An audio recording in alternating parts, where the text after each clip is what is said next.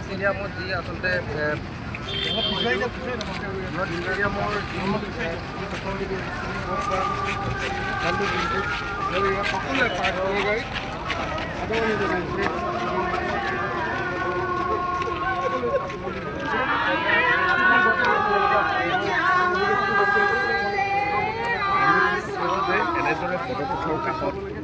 সকলো আইজি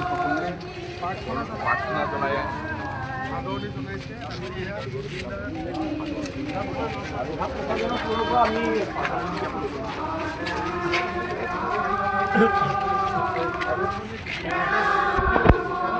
পিছতে না সঁচাকে দেই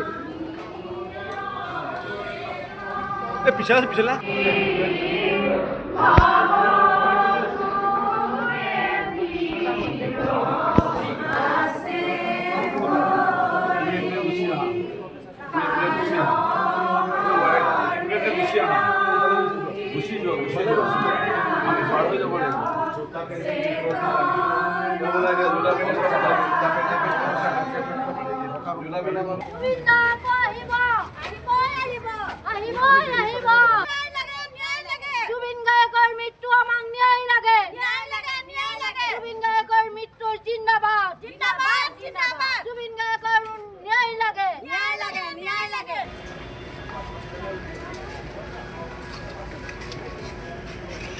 Hombre.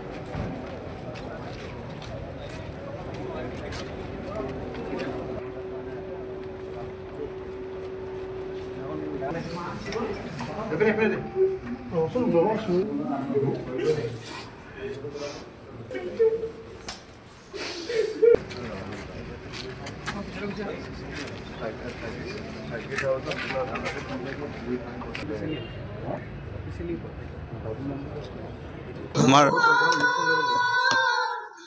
আমাৰ প্ৰাণৰ শিল্পীগৰাকী চিতাভস্ম ইতিমধ্যে আমি গ্ৰহণ কৰিলোঁ যোৰহাটৰ ৰাইজে আৰু আমাৰ ট্ৰেজাৰীত ৰখা হৈছে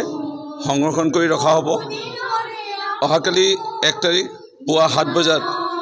ইয়াৰ পৰা আকৌ পুনৰ যোৰহাট ষ্টেডিয়ামত আদ্যশ্ৰাদ্ধ অনুষ্ঠান য'ত আয়োজন কৰা হৈছে তাত আমি লৈ যাম ৰাইজৰ বাবে আৰু ৰাইজে তাত শ্ৰদ্ধাঞ্জলি অনুষ্ঠানত অংশগ্ৰহণ কৰিব পাৰিব আৰু বিশেষ ক'ব মন নাই জুবিন গাৰ্গৰ অস্থি আহি পাইছেহি আমি সযতনে আনি আমাৰ যোৰহাটত আমি তেওঁ সুৰক্ষিত অৱস্থাত ৰাখিছোঁ আৰু আমি আমাৰ ঘোষা পাঠেৰে তেখেতৰ অস্থিক আদৰণি জনাইছোঁ আমি যোৰহাটবাসী মৰ্মাহত হৈছোঁ তেখেতক আমি কিহেৰে পুজিম কিহেৰে কৰিম কাইলৈ শ্ৰদ্ধাঞ্জলি অনুষ্ঠান পাতিছোঁ আমাৰ খেলপথাৰত আৰু আমি সদৌ যোৰহাটবাসীয়ে গোটেই অসমবাসীৰ কি ভাৰতবাসীৰ এজন সংগীত সাগৰ সংগীত সূৰ্য জুবিন গাৰ্গক হেৰুৱালোঁ আৰু তেখেতে পুনৰ জন্ম লওক তেখেতে নতুন প্ৰজন্মক পুনৰ আশীষ প্ৰদান কৰক এয়াই আমাৰ একান্ত কামনা জয়টো আমাৰ জুবিন গাৰ্গ সদায় আমাৰ অসমীয়াৰ হৃদয়ত